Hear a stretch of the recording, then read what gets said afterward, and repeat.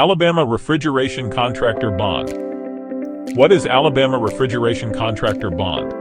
The Alabama Refrigeration Contractor Bond is a surety bond required for contractors who install, service, or repair refrigeration systems in the state.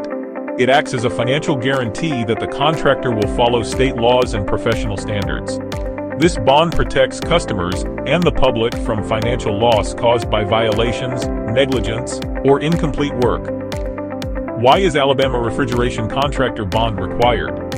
It is required to ensure that refrigeration contractors operate responsibly and ethically.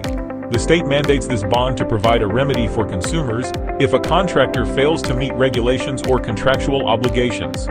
This requirement helps maintain high-quality workmanship and promotes trust in the industry.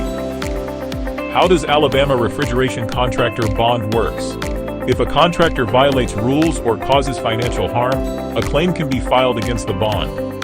The surety company may compensate the harmed party up to the bond amount. The contractor must then repay the surety for any paid claims, ensuring accountability. To know more, please visit swiftbonds.com.